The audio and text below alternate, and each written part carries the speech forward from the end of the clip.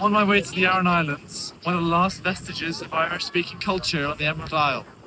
My name is Oscar Martin, and my EPQ is called Faith, Fields and Governance, an in-depth study into Ireland after the Great Potato Famine.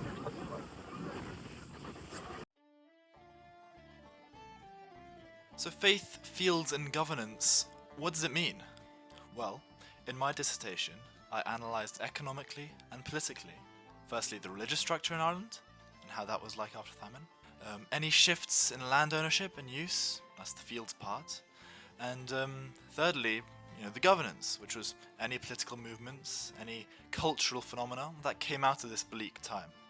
And I come to the conclusion that the major engine for change in all of these cases was really the Irish famine. I used primary research like the Griffiths valuation and censuses. I used many books and research papers, as well as speaking to experts, which I found invaluable, as you'll hear about later. So flash back to September, and I had no idea what I wanted to do. I did project choice exploration mind maps and sheets, and eventually I narrowed it down to two ideas. I knew I wanted to talk about my heritage. I'm half Romanian, half Irish, but I wasn't sure if I wanted to study linguistics or PPE at university. But I ended up choosing PPE, and therefore this project.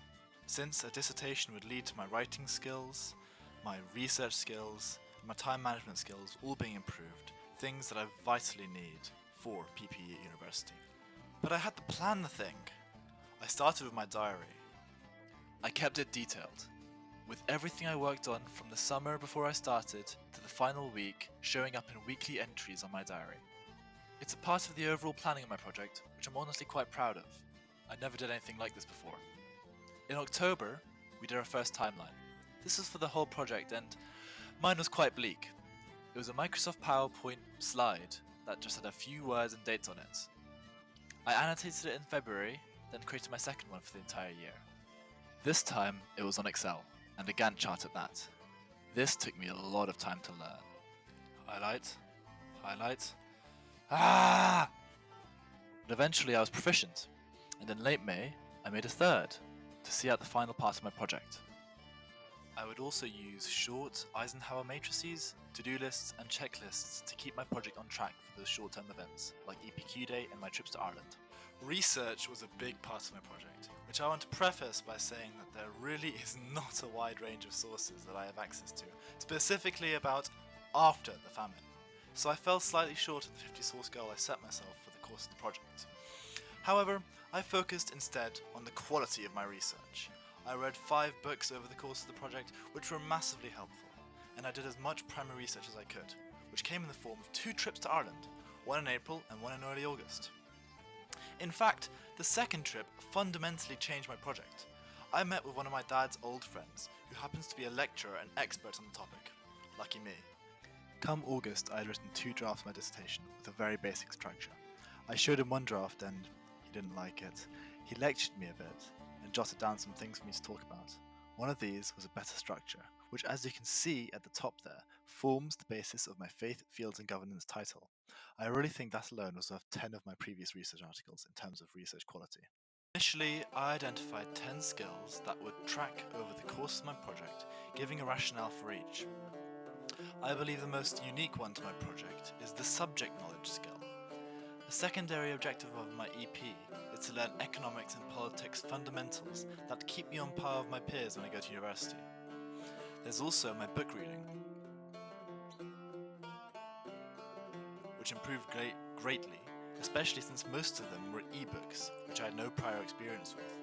I found out how to underline them and manipulate the PDF to my desired text size, which transitions to my digital skills.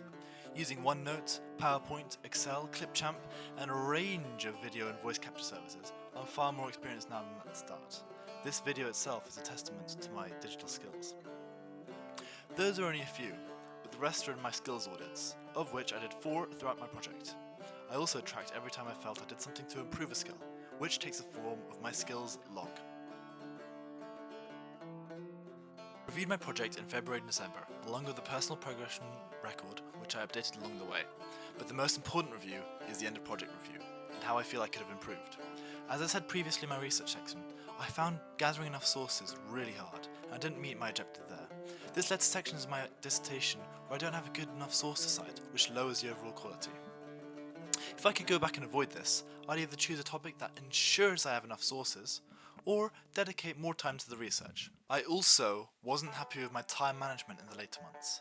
I didn't stick to my final timeline, and that meant I had to work into my summer holiday.